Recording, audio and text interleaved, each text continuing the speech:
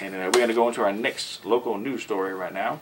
And this has to do with some stuff going on in Innis, Louisiana, north part of the parish. And I'm going to be pretty generic and specific. I mean, generic and general in my terms. And if anybody wants to call and expound upon anything, you're more than welcome to. But it seems that we've been having a problem in Fire District 1 in the north part of Point Capee Parish. And I was informed by a poster today on the internet of some stuff that's going on. And what I'm going to do is I'm going to take the liberty just to read the first part of this post, and it's on the internet. You can easily find it if you want to find it or whatever. And I'll pretty much say some concerns that I have. Me being a volunteer firefighter, also and a paramedic, I have a few concerns that I want to go over also. So this poster said, the people in Point Capee Fire District number 1 need to know what has been going on and how their volunteer fire department is in danger of being destroyed by people who have contributed nothing to the fire department and do not care about serving the community. These people see that the fire department has a nice new building and suddenly they want to be in charge of it, and yet have not contributed 1 hour of effort to the getting of the new firehouse or to the services of the fire department. They do not care if the community will suffer by the actions, and that insurance costs to homeowners could double or triple. There could even be tragic incidents where innocent people may die if the volunteers are dismissed and there is no one to answer the calls. The volunteer fire department was started through the hard work and dedication of the volunteers about 40 years ago. The volunteers organized fundraisers, brought equipment, and devoted hours and days of their lives to building this volunteer fire department. They have volunteered thousands of hours of hard work to help the community of Fire District 1. They have dedicated a lot of their lives and free time to going to training classes, going on calls all hours of the day and night. Between them, they have hundreds of years of experience and thousands of hours of training. They made this fire department, and now it's in danger of being destroyed and taken over by people who are only interested in their own selfish gain. That is not what a volunteer fire department should be.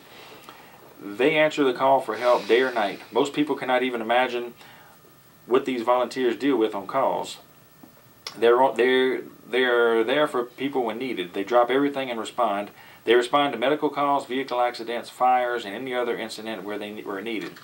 They are a vital part of this community, and they do it because they care. They expect no pay or rewards for their years of service. These volunteers have given the community so much and expected nothing in return. At the very least, they deserve respect. Of these three fire board members, do not give them that. These three fire board members. The volunteer fire department is the fire board, and the fire board which oversees the fire department have always worked well together in the past for the good of the fire department and the community. Now the fire board has 3 board members who do not have community's best interest in their motivations on being for the board. 2 of them seem to have personal grudges and are using the fire board as a way to settle their personal issues. So that's just some problems that we're having with the Fire District 1 right here. We're just going to make some general statements. We're going to go ahead and read another couple of paragraphs. Do we have a call coming in? Well, we had a call coming in, but they hung up on us. Okay. Yeah, if that person that just called, you want to call back, we'd be more than happy to put you on the air. You don't have to give your real name, of course. We forgot to mention that. You can star 69 if you don't want us to have your number. We're not going to give your number out to anybody. Star 67? I'm sorry, star 67. And yeah, just feel free to call. We encourage, opinions, comments, whether, people agree with you or not. Everybody's definitely entitled to their opinion. I never take sides. I like to hear both sides of every story.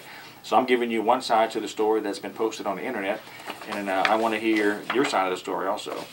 So we'll continue with the story. And basically what this is talking about, to narrow it down, and to be honest with you, I don't even know who these fire board members are by name. I have no idea who these people are. There are 5 board members on District 1, and it seems like 3 people are in question according to the poster that's posting online right here.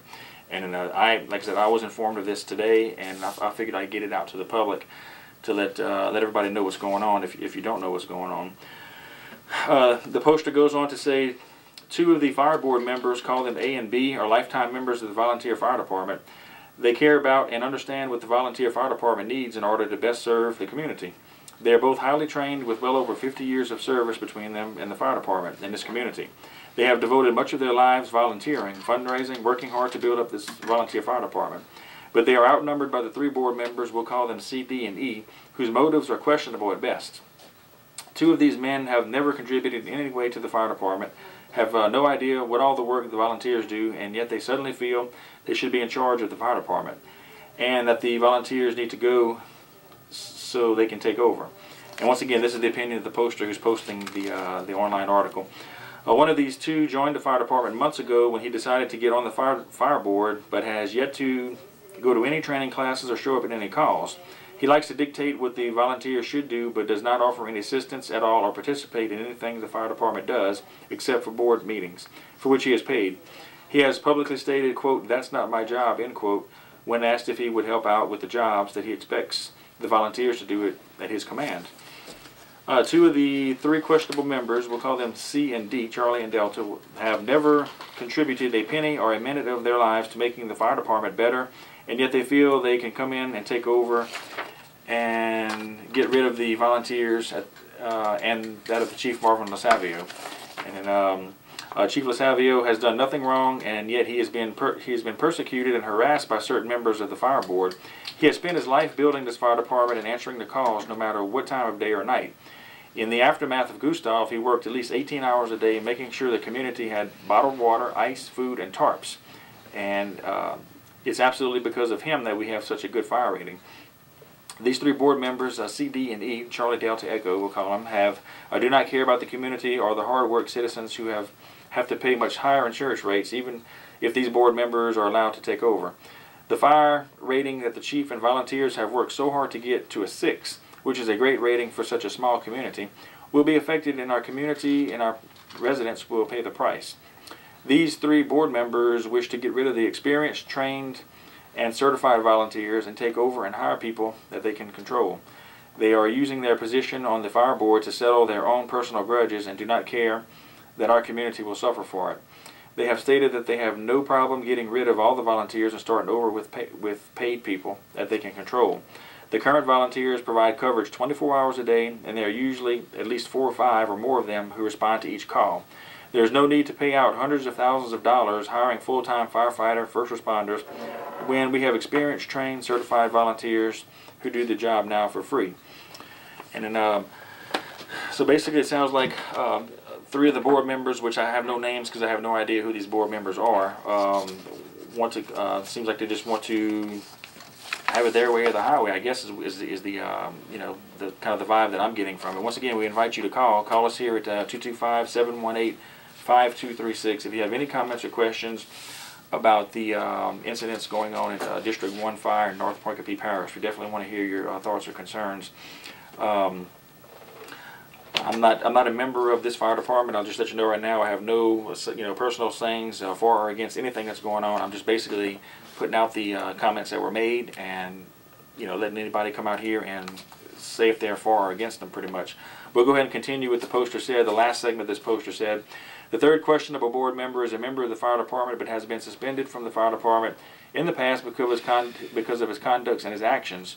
He seems to have grudges against the other members of the volunteer fire department. He has not renewed his medical certificates with the state since the state passed a law about background checks on medical first responders.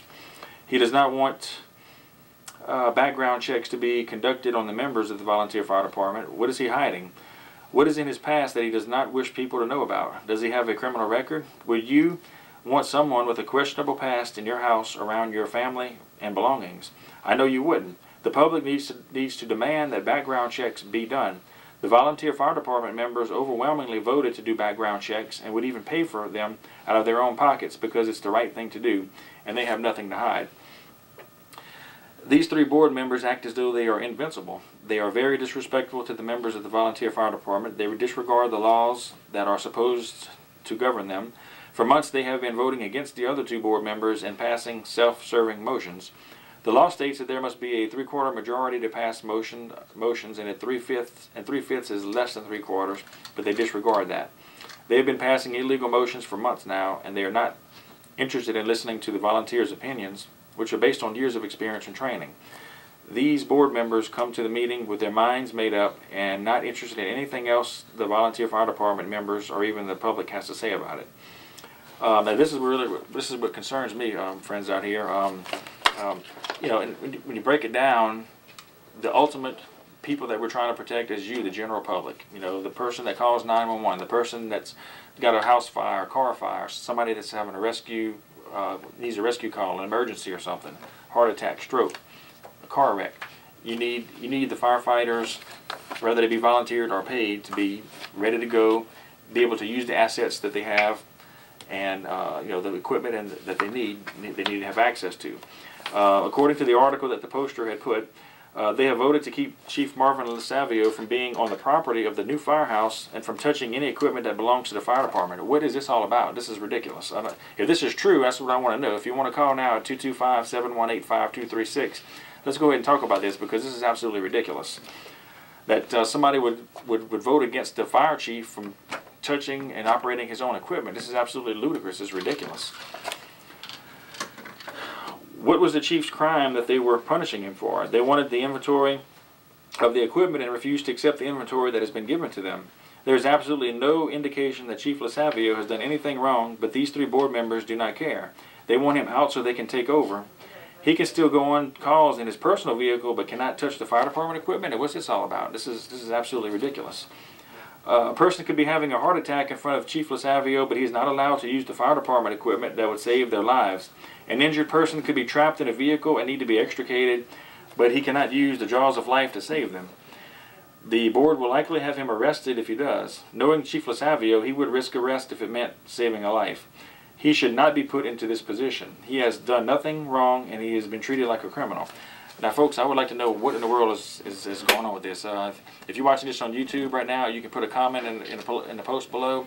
If you're watching live on Stickam, I want you to give me a call right now at area code 225-718-5236, and let's talk about this. What do you think about your fire chief not being able to have access to his equipment?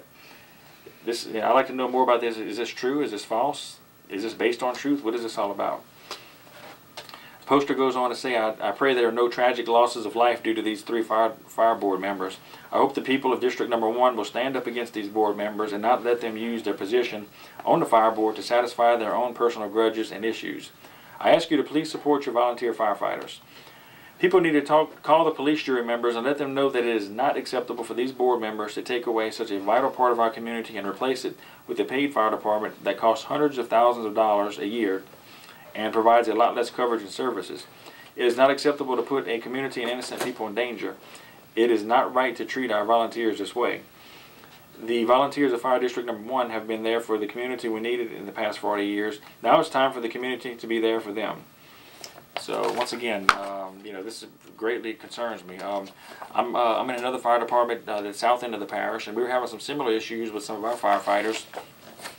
And then, you know, one of our board members was demanding, well, somebody had came with a concern to a board member and said, you know, we need to get, make sure that everybody has proper driver's licenses and everybody's legal when they're driving the vehicles, which I agree to 100%. I believe if you're going to be driving your own vehicle, you must have a valid driver's license.